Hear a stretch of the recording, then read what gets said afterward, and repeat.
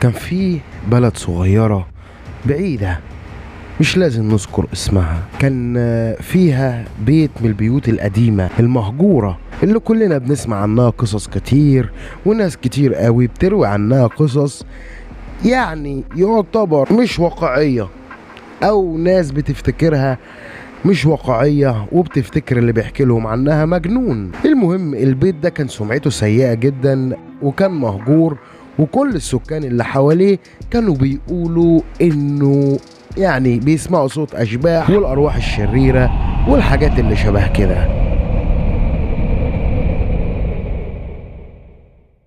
المهم كان الناس بيتجنبوا ان هم حتى يقربوا من البيت ده وهم ماشيين، وكل ده خوف من الاشباح ورعب من الارواح اللي بيقولوا عليها. وفي يوم من الايام كان في عاصفة شديدة جدا، وفي نفس الوقت ده كان في مجموعة مكونة من 3 شباب من النوع اللي هم بتوع الفلوجات والحاجات بتاعت اليومين دول اللي بيحبوا يعملوا مغامرات وحاجات من النوع ده.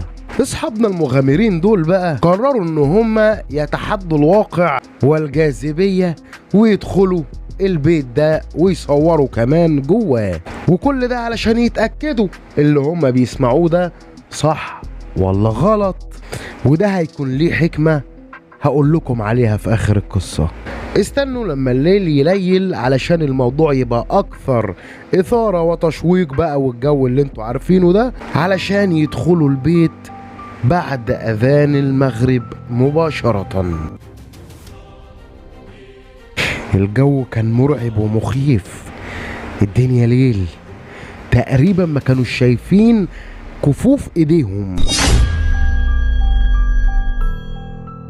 بدأ كل واحد يكتشف غرفة من الغرف القديمة، وكان واضح على الغرف ان فيها زي هباب اسود، او بمعنى اصح اثار لحرق، او ان البيت ده كان محروق بسبب الحيطان السوداء اللي فيه. وكل ده كان بيحصل في صمت مرعب، وفجأة سمعوا أصوات غريبة جاية من كل مكان، وظهر قصاد كل واحد من ال3 كائن غريب بقى يجري ورا كل واحد فيهم لوحده، لدرجة ان هم بقوا يخبطوا في بعض وهم بيجروا في وسط البيت.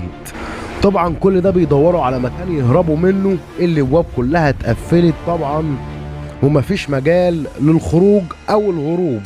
واصبح الشباب اللي كانوا بيتمتعوا بالجراءة الشديدة لشوية فراخ بتجري من الجزار، واللي فيكم شاف الفرخة بتجري من الجزار بتاعها ازاي اكيد عارف قصدي كويس.